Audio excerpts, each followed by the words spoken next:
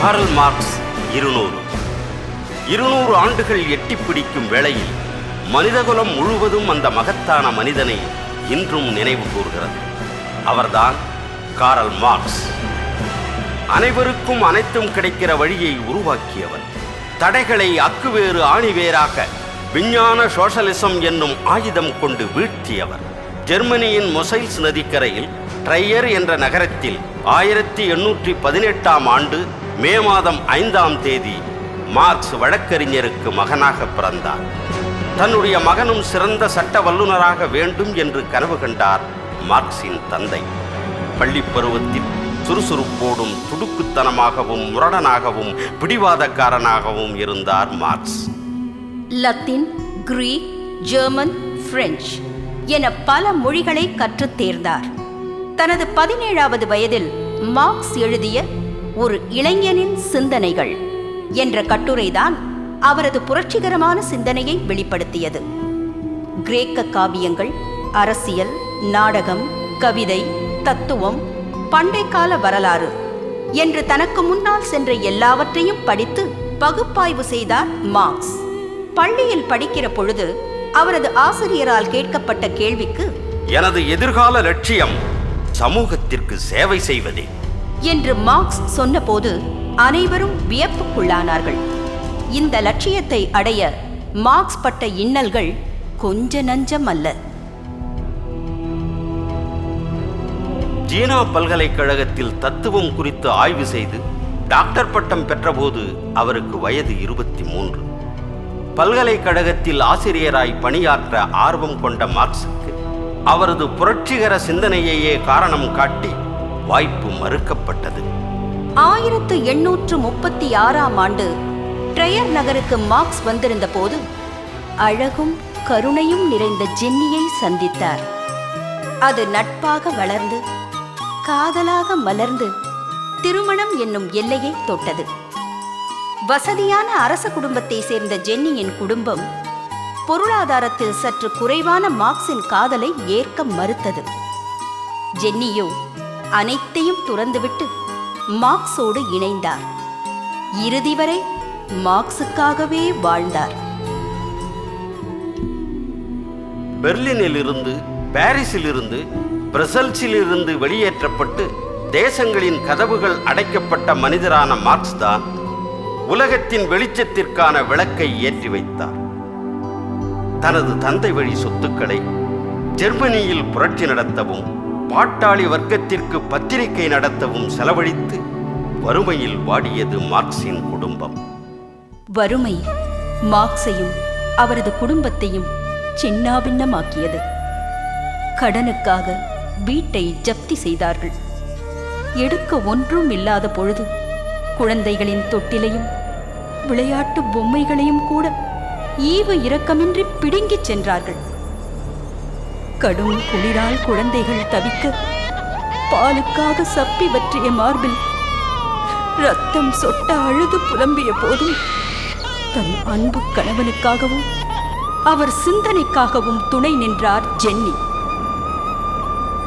இந்த சூழலில்தான் வசதியான குடும்பத்தைச் சேர்ந்த தொழிலதிபரின் மகனான ஃபிரெடரிக் எங்கெல்ஸ் அதுவரை எழுத்துக்களாலேயே சந்தித்திருந்த மார்க்ஸை 1842ஆம் ஆண்டு அக்டோபரில் ஒரு நாள் நேரில் சந்தித்தார்.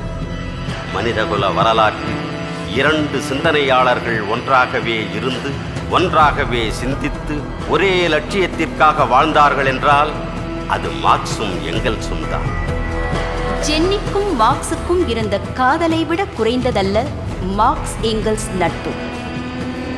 எங்கெல்ஸ் தான் என் முழு உலகம் என்று மார்க்ஸ் சொல்லும் அளவிற்கு ஆழமானது அவர்களின் நட்பு.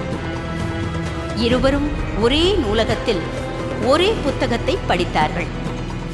மார்க்ஸ் எழுதியதை எங்கெல்ஸ் செம்மைப்படுத்தினார். இருவரும் பார்க்கும் பொழுதெல்லாம் பேசிக்கொண்டார்கள். பேசிக்கொள்வதற்காகவே பார்த்து கொண்டார்கள். கள்ளம் கபடமில்லாத நட்பிற்கு இலக்கணமாய் திகழ்ந்தார்கள். இருவரும் இணைந்து முதலாளித்துவ அமைப்பு முறையில் தொழிலாளர்களின் நிலையை விளக்கிச் சொன்னார்கள். சமூக உறவுகளின் வளர்ச்சியை அளவிட்டார்கள்.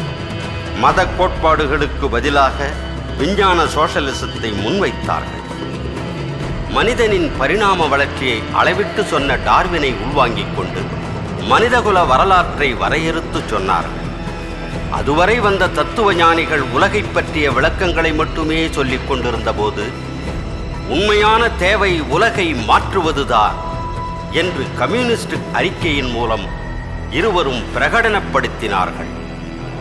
உனக்கு எது பிடிக்குமோ அதையே செய் என்று அனுமதி தந்த தந்தைக்கு மகனாக பிறந்தவர் மார்க்ஸ். எனக்கு எது பிடிக்குமோ அதையே செய்ய வேண்டும் என்று கட்டுப்பாடு விதித்த தந்தைக்கு மகனாக பிறந்தவர் எங்கல்ஸ். இரண்டு வெவ்வேறு வளர்ப்பு முறைகளை கொண்ட இருவரையும் தொழிலாள வர்க்க சிந்தனை இணைத்து வைத்தது. உடலும் மூளையுமாக மார்க்சும் எங்கல்சும் இறுதி வரை இருந்தார்கள்.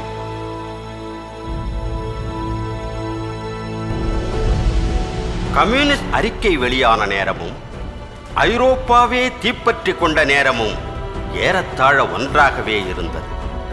பிரான்சில் லூயி பிலிப் மன்னனை எதிர்த்து மக்கள் கலகம் செய்தனர். அந்த வெப்பம் ஐரோப்பா முழுவதும் பரவி கொழுந்துவிட்டு எரிந்தது. மார்க்சும் எங்கல்சும் மிகுந்த நம்பிக்கையுடன் தங்கள் சொந்த மண்ணான ஜெர்மனி சென்று புரட்சியின் வருகையை காண விரும்பினார்கள். நியூ ரெய்னிஸ் ஜிட்டாங் என்ற பத்திரிகையை மீண்டும் கொண்டு வந்தனர். தொழிலாளர்களுக்காகவே எழுதினர். ஆனால் நடந்ததோ வேறு. நிலப்பிரபுக்களிடமிருந்து முதலாளித்துவம் எல்லா அதிகாரங்களையும் எடுத்துக்கொண்டது. வீராவேசத்துடன் போராடிய மக்கள் ஒடுக்கப்பட்டார்கள். மார்க்சும் எங்கல்சும் சொந்த நாட்டை விட்டு வெளியேறி லண்டனில் குடியேறினர். தத்துவத்தில் வறுமையற்று வளமாக வாழ்ந்த மார்க்சும் அவரது குடும்பமும் பொருளாதார வறுமையில் அலைக்கழிக்கப்பட்டது. ஒரே மகன் எட்கரையும் 2 பெண் குழந்தைகளையும் பாதுகாக்க வழியின்றி பறிகொடுத்தார் மார்க்ஸ். தனது நண்பனின் குடும்பத்திற்காக மான்செஸ்டரில் எழுத்தர் வேலைக்கு சென்று பணம் அனுப்பினார் எங்கல்ஸ். தன் அன்பு மனைவி ஜென்னி புற்றுநோயால் பாதிக்கப்பட்ட போது மருத்துவம் பார்க்க வழியின்றி தவித்தார் மார்க்ஸ். 1881 டிசம்பரில் ஜென்னி மறைந்த போது அதுவரை எதற்கும் கலங்கிடாத மார்க்ஸ் நிலை குலைந்து போனார். அழுதேன் தாயே, கண்ணீரை நீ துடைத்தாயே, மரணத்தால் அழுகின்றேனே, கண்ணீரை யார் துடைப்பார், உதிரமும் தண்ணீராயானதம்மா,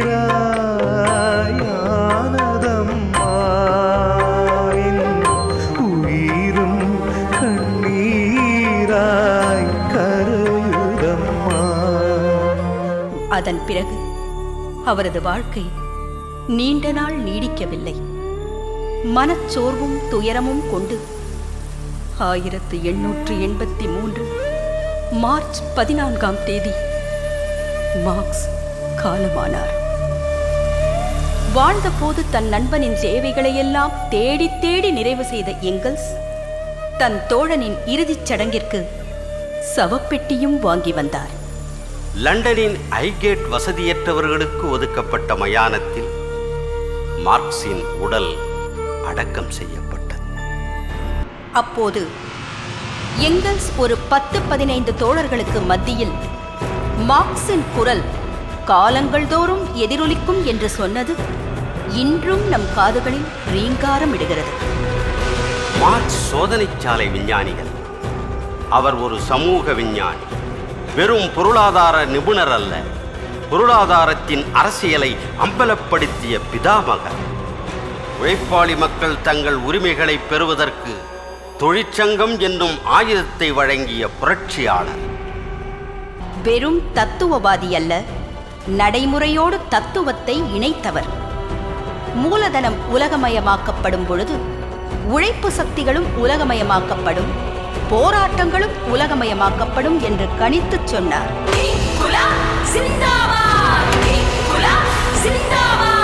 அதுதான் இன்று நிகழ்ந்து கொண்டிருக்கிறது. மூலதனத்தின் குணாம்சங்களையும் நடவடிக்கைகளையும் மிக ஆழமாக ஆராய்ந்து வெளிப்படுத்தினார் கார்ல் மார்க்ஸ். நாம் இன்று வாழ்கிற உலகத்தை அன்றே அறிந்திருந்தார் மார்க்ஸ்.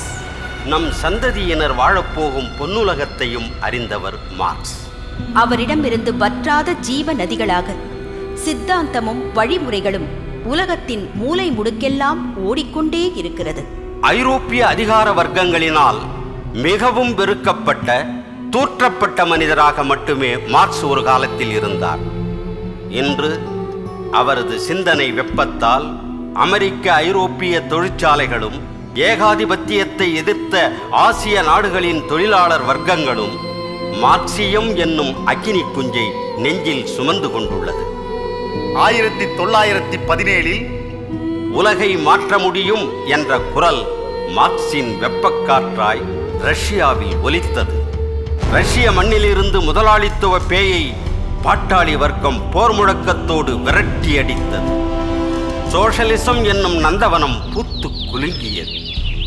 நசுக்கப்பட்டவர்களின் கனவு பூமியான அந்த நந்தவனத்தில் இருந்த பறவைகள் புரட்சி பூபாலங்களை பாடியபடி அந்த மண்ணின் விதைகளை கொண்டு போய் உலகமெல்லாம் தூவியது. ஐரோப்பிய நாடுகளிலும் சீனம், வியட்நாம், கியூபா, லத்தீன் அமெரிக்கா என எல்லைகள் கடந்து மார்க்ஸ் இன்றும் வாழ்கிறார். மார்க்ஸ் சொன்னது போல் மாற்றங்கள் இல்லாமல் எதுவும் இல்லை. மாற்றத்தை நோக்கி மார்க்சியத்தை நெஞ்சில் ஏற்று கேரளம், திரிபுரா, மேற்கு வங்கம் போல் இந்திய தேசம் முழுவதும் உழைப்பாளி மக்களின் குரலாக உறுதியோடு பயணிப்போம். தோழர்களே, நாம் வாழும் தேசத்தில் வறுமை, ஏழ்மை, வேலையில்லா திண்டாட்டம், பெண்ணடிமைத்தனம், தீண்டாமை, ஊழல் என்னும் தீய சக்திகளோடு பண்பாடு கலாச்சாரத்தை சீரழிப்பதும் இயற்கையை அழிப்பதும் என நடவடிக்கை தொடர்ந்து கொண்டே இருக்கிறது. மார்க்சின் மகத்தான பொது உடைமை தத்துவத்தாலும் லெனினின் நடைமுறையாலும் இந்திய தேசத்தை மாற்றுவோம். தேசம் உழைப்பாளிகளுக்கே சொந்தமானது என சூளுரைப்போம். தேசம் உழைப்பாளிகளுக்கே சொந்தமானது என சூளுரைப்போம்.